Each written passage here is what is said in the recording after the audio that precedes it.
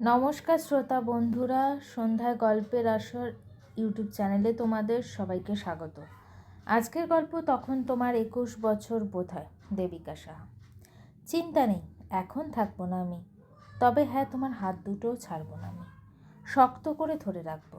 বড্ড পালাই পালাই স্বভাব, তাই না? একদম যেতে দেবো না। দেখি তো কেমন করে পালাও আমার থেকেও। আসছি। কথাটা বলেই সামনের গেটের দিকে এগিয়ে গেল ঋদ্ধি। দাঁড়া ঋদ্ধি, এত রাতে তুই একা একা? যেতে পারবো, কোনো চিন্তা নেই। আর হ্যাঁ, এরপর থেকে তোমাকে সবসময় আমার সঙ্গে ছুটতে হবে, তাই এখন একটু রেস্ট নিয়ে নাও বরং। কথাটা বলেই হাসতে হাসতে সামনের দিকে এগিয়ে গেল ঋদ্ধি। ওদিকে সৌম্য এখন সমস্ত ভাবনা চিন্তার ঊর্ধ্বে। কী বলে গেল মেয়েটা? কিন্তু আমি যে অন্য কিছু ভেবেছিলাম আমাদের সম্পর্কের সমীকরণটা নিয়ে, তবে কি আমার ভাবনাটা ভুল? নতুন কোনো সমীকরণ অপেক্ষা করছে আমাদের জন্য? জীবন ঘিরে সাদামাটা যে কয়েকটা ঘরের অস্বস্তি ছিল, আজ তা ভীষণ রকম মেরামতিতে ব্যস্ত। অভাগ পৃথিবীর ব্যাকুল মনে সময় যে শুধু মেনে নিতেই অভ্যস্ত। কুল কিনারাহীন নদীর মতো জীবন নদও বারবার আছড়ে পড়ে ঢেউ। খানিকটা হয়তো আপন খেয়ালি, কয়েকটা আবার স্বপ্ন দেখে কি। স্রোতের প্রতিকূলেই হোক বা জীবনের অনুকূলেই আবেগ নামক ব্যক্তিত্বের অস্তিত্ব থাকে খুব। নীরবে চোখের জল ফেলে যায়, কখনো বা সেই দৃষ্টিতে আগুন ঝরে যায়। এটাই যে জীবনের গতিধারা, সময়ের সাথে নিজেকে মানিয়ে নেয়। অলোক বন্ধনের মাঝে ক্ষীণ গরমিল, স্বপ্ন সাগরের মুহূর্তের বিলীন। একলা মনে একলা ঘরে আবেগ নিয়ে বাঁচে, ভাঙা গড়ার মুহূর্তের তফাতে নিজের গল্পে নিজেই হাসে। কথাগুলো ভেবে আয়নার দিকে তাকিয়ে নিজেকে আবারও ভালো করে দেখে নিল ঋদ্ধি। আরও একবার কথাগুলো ভাবতেই একটা দীর্ঘশ্বাসের রেখা বেরিয়ে এলো মেয়েটার মুখ থেকে। না, আজকের দিনটা একটু অন্যরকমভাবে প্ল্যান করা আছে, আর সেই প্ল্যান অনুযায়ী কাজগুলো করতে হবে একদম ঠিক করে। প্রথমে একটু স্টুডিওতে যেতে হবে রেকর্ডিংয়ের জন্য, তারপর সেখান থেকে তিন্নির বাড়িতে। তিন্নির থেকে অনেক কিছু জানার আছে যে। কথাটা মনে হতেই পাশে রাখা ফোনটা নিয়ে তিন্নির নাম্বারটাতে ডায়াল করলো ঋদ্ধি। দু একবার রিং হতেই ওপাশ থেকে ফোনটা রিসিভ হলো। বাহ, এত সকাল সকাল সমৃদ্ধি ম্যাডামের আমার কথা মনে পড়লো যে। না, ভাবছি যে সূর্যটা আজ ঠিকঠাক দিকে উঠছে তো। এই শোন, আমি এখন মজা করার মুডে একদম নেই। শোন না, তোর সঙ্গে আমার আজকে একটু দেখা করতে হবে, কিছু জরুরি কথা আছে। তা আমি ভাবছি বিকেলের দিকে একবার তোর বাড়ি যাব। তুই আমার বাড়ি আসবি, এটার জন্য আবার আলাদা করে পারমিশন নেবার কী আছে রে? চলে আসবি। আমার তো এখনই আনন্দ হচ্ছে এটা ভেবে যে আজকেও তোর সঙ্গে সেই লেভেলের আড্ডা হবে।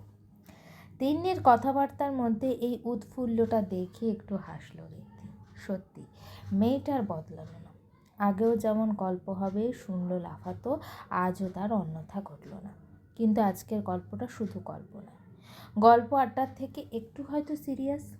আচ্ছা, বেশ বেশ, অনেক গল্প হবে বুঝলি তো। আমার জন্য তোর হাতের সেই স্পেশাল পনির পকোড়াটা বানিয়ে রাখিস তো।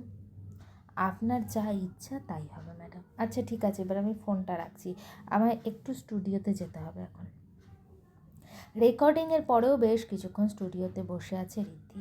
হাতের ফোনটা নিয়ে একটু নাড়াচাড়া করছিল মেয়েটা। গান রেকর্ডের কাজ প্রায় শেষ, তবে এখনও বেশ খানিকক্ষণ এখানে বসে থাকতে হবে, তাই সময় কাটাতে এই ফোনটাই ভরসা। Excuse me madam. একটা মেয়ের কণ্ঠস্বর সুরে ফোনটা থেকে চোখটা সরিয়ে সামনের দিকে তাকালো ঋদ্ধি। হ্যাঁ, ইয়েস ম্যাডাম, চিনতে পারছেন আমাকে? হ্যাঁ, এই মেয়েটার মুখটা ঋদ্ধির চেনা চেনা, তবে ঠিক কোথায় দেখেছে সেটা মনে পড়ছে না ঠিক। হ্যাঁ, চেনা চেনা লাগছে, কিন্তু ঠিক কোথায়? ম্যাডাম, আমি অঙ্কিতা, কয়েকদিন আগে আপনার একটা ইন্টারভিউ নিয়েছিলাম। ও হ্যাঁ হ্যাঁ, মনে পড়েছে এবার। ম্যাডাম ভালো আছেন তো? হ্যাঁ, এই তো বেশ চলছে। আচ্ছা তুমি বলো, তোমার কী খবর? এটা হচ্ছে ঋদ্ধির একটা স্বভাব, ও খুব সহজেই সবাইকে আপন করে নিতে পারে। সেই হিসেবের অন্যথা ঘটল না আজকে অঙ্কিতার সঙ্গে কথা বলার সময়। কথায় কথায় অঙ্কিতা একটা প্রশ্ন করেই বসলো ঋদ্ধিকে। ম্যাডাম, জিৎ স্যার আসেনি আজকে?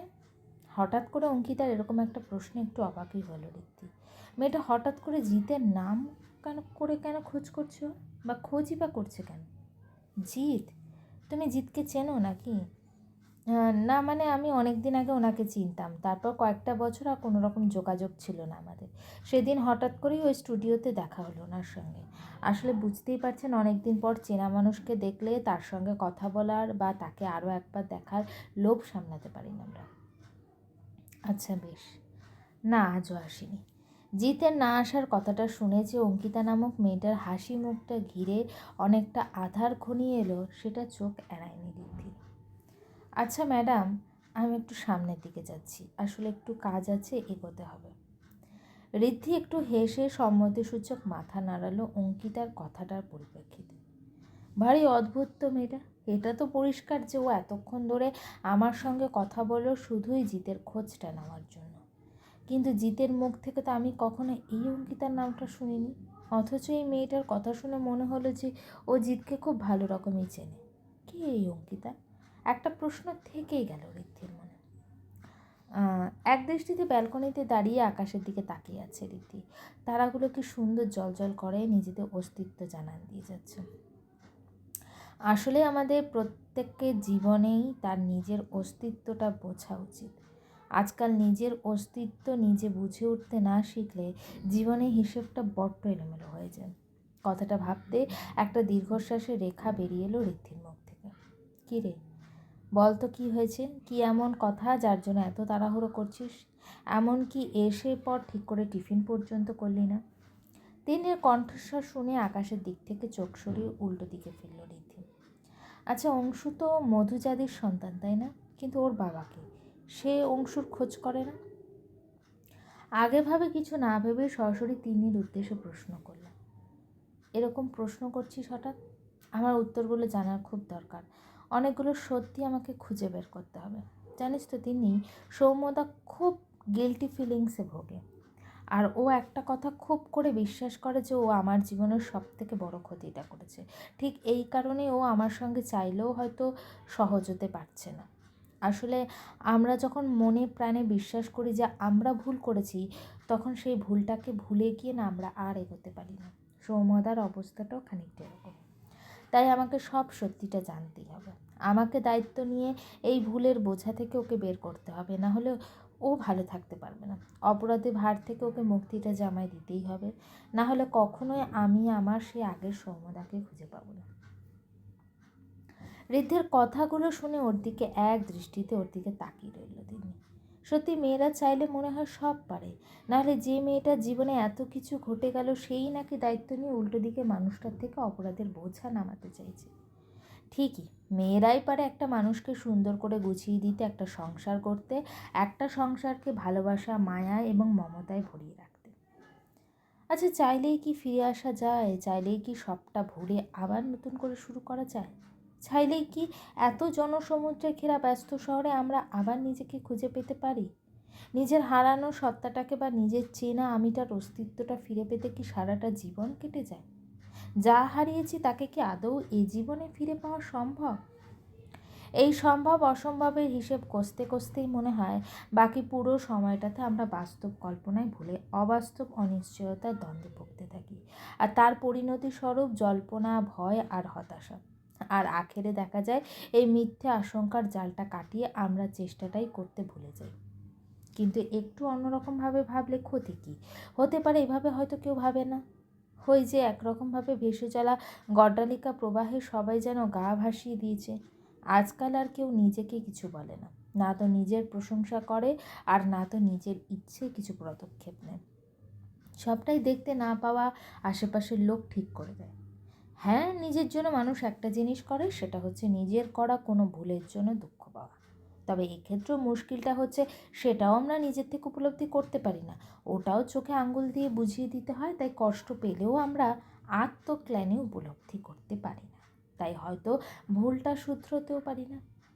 আরে আমরা তো চেষ্টা করতেই ভুলে গেছি, নিজেকে নিয়ে তো ভাবতেই ভুলে গেছি, নিজেকে বুঝতে ভুলে গেছি, নিজের সম্মান অসম্মানের হিসেব করতে ভুলে গেছি, নিজেকে ভালোবাসতেই ভুলে গেছি।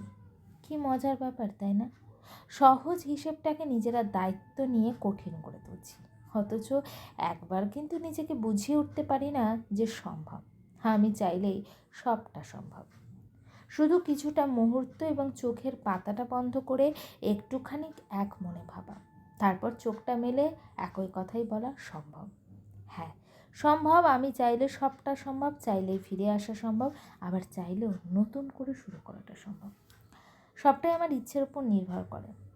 হ্যাঁ, নিজের ওপর বিশ্বাস আর নিজের ইচ্ছের ওপর ভরসা করলে তথাকথিত অসম্ভব কাজগুলো সম্ভবপর হয় বইকি। এক নাগাড়ে কথাগুলোকে খানিকটা অগোছালোভাবে লিখে ডায়েরির ওপরে পেনটা রাখলো ঋদ্ধি। তারপর লেখাটার দিকে একটু তাকিয়ে একটু হাসলো। আমাকে পারতে হবে, তোমার জন্য আমাকে পারতে হবে, আমার জন্য আমাকে পারতে হবে, আমাদের জন্যই আমাকে পারতে হবে। সারাটা দিন যে কিভাবে কাটবে সেটাই এখন বিশাল বড় একটা চিন্তা সৌম্যর কাছে। রবিবার হওয়ায় আজকে সারাদিন বাড়িতেই আছে ছেলে। প্রত্যেকটা ছুটির দিনে অংশুকে নিয়ে এতটাই ব্যস্ত থাকে ছেলেটা যে ছুটির দিনে আজ ছুটি বলেই মনে হয় না, ওকে নিয়েই কেটে যায়। কিন্তু আজ অংশুও বাড়ি নেই। সকাল সকাল সৌম্যর মা এসে অংশুকে ওনাদের কাছে নিয়ে গেছেন একদিনের জন্য। মায়ের এরকম আবদারে প্রথমে একটু অবাকই হয়েছিল সৌম্য। অংশুকে নিয়ে একমাত্র তিন্নি ছাড়া ওর বাড়িতে কেউ কখনোই সেরকম উৎসাহ দেখায়নি। কিন্তু আজকে মায়ের কথার মধ্যে এমন কিছু ছিল না যে সৌম্য না চাইতেও অংশুকে ওনার সঙ্গে যেতে দিয়েছে। আর এই কথাটাও তো খুব সত্যি যে সৌম্য সবসময় চেয়ে এসেছে ওর বাবা মা যেন অংশুকে মেনে নেয়, অংশু যেন ওদের ভালোবাসাটা পায়। আর তাই আর দেরি করতে পারেনি মায়ের কথার প্রত্যুত্তরে। গল্পটি কেমন লাগলো অবশ্যই আমাকে কমেন্ট করে জানিও। আর আমার চ্যানেলে গল্পগুলো যদি তোমাদের ভালো লেগে থাকে চ্যানেলটিকে সাবস্ক্রাইব করে পাশে থেকো।